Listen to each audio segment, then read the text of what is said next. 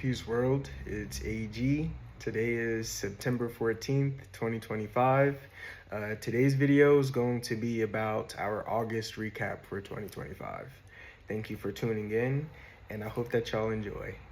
I'm going to be reading from the transcript, so enjoy some tea, enjoy some fresh air, and let's have a great day today. Peace. I give thanks to the Most High.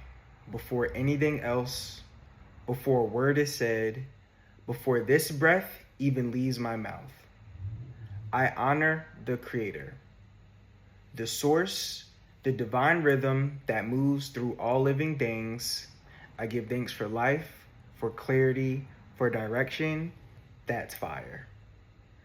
Now, before I speak on this month's theme, and before I get into what I've studied or what I stand for, we need a moment, a universal stand still.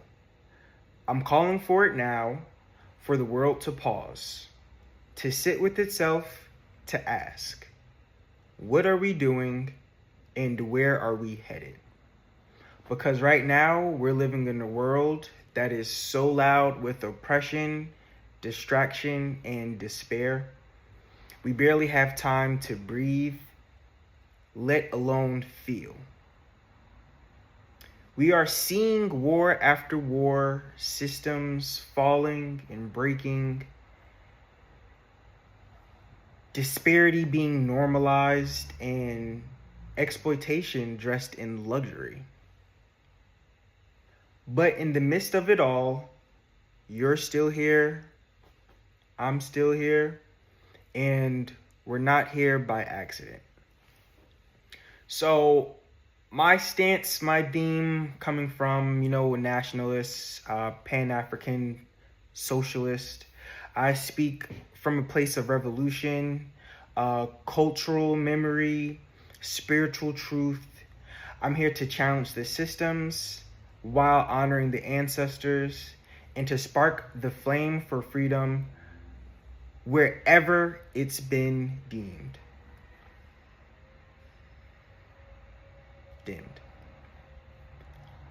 This month, we walk with the theme, respectfully be yourself.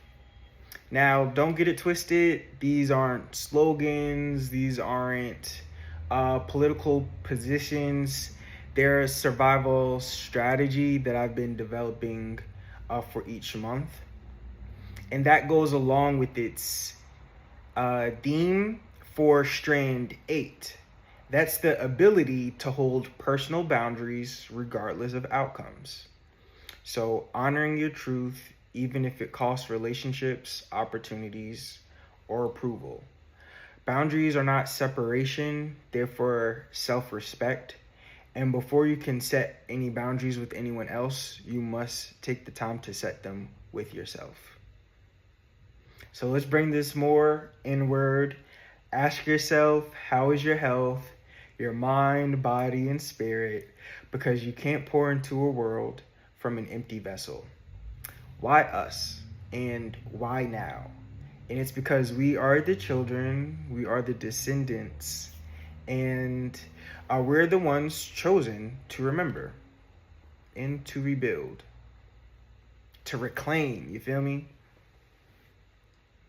Before something can grow, it must first be. So in this month, we be first, still, whole, truthful, and respectful about who we are. And who we are shaped not only by our experiences, but our families that walk with us. I identified 4 different type of families, but of course, this is dairy, innovation, and creativity. My blood family, the ones that birthed and raised us.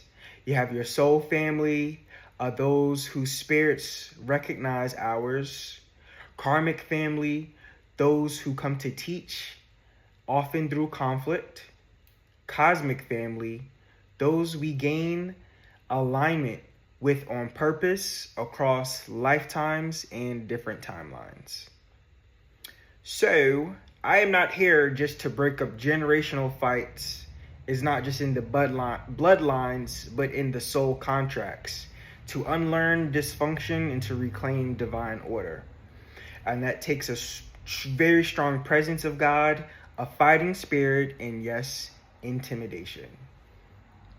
Because when you walk with full awareness of who you are, you will always disrupt what is fake, what is fragile, and what is fearful.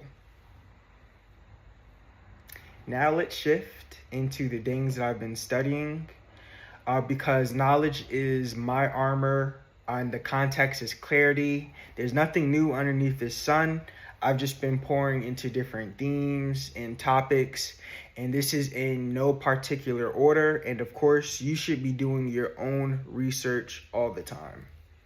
So here's what I've been sitting with. Senator McCarthy in the Red Scare, how fear was used to crush radical thought.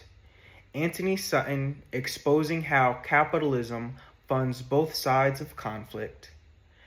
The Protestant Reformation, the splitting of religion and spiritual authority. Crispus Attucks in the Boston Massacre, one of the so-called first blood to spill in the name of freedom. The Uhuru movement and African People's Socialist Party, a real grassroots struggle. The 1967 Newark Rebellion, not a riot, a rebellion, and shout out to Lawrence Ham. The League of Nations, the one in 1920, and this illusion of global unity without global justice. Hubert Henry Harrison, the father of the Harlem Renaissance. Nat Turner, a spirit of righteous fire. And Dr. Cheikh Anta Diop, African history reclaimed, recentered, and re-respected. And these aren't just stories, these are signals, and I'll continue to decode them, continue to study different things of our world.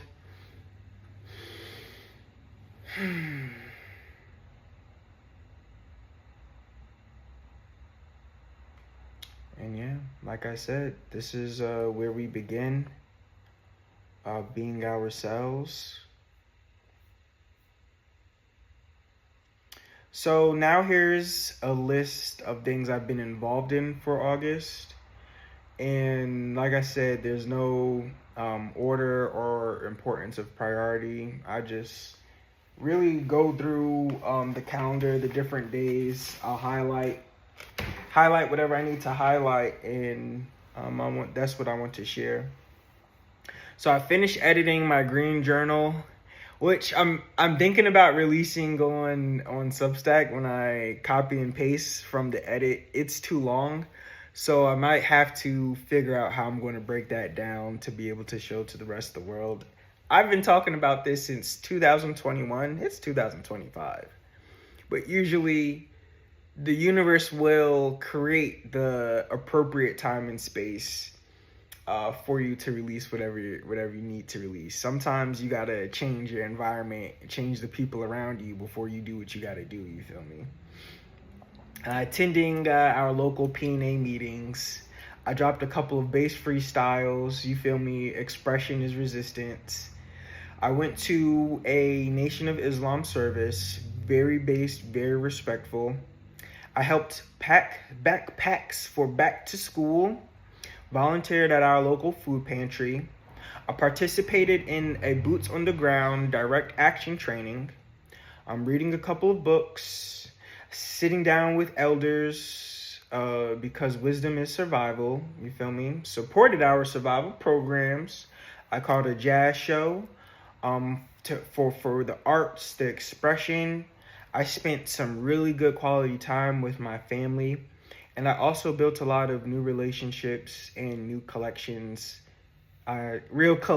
connections out here, and I really, really appreciate all the love and grace. And as this month comes to a close, or this episode, I should say, I'm going to be breaking down pods, reflecting on patterns, and using myself, my voice, my energy to add value to our ecosystem and not just pick sides in a battlefield. Because we don't need more division, we need restoration, we need more love, more truth, and more depth. So I close this month with love for the people, grace for the journey, and a call to build stronger relationships, one rooted in purpose and not performance. So if anything resonates with you, if you see the vision, you like the fire, definitely reach out. Let's build something worthy of the ancestors and continue to nourish ourselves for the experiences yet to come. Thank you.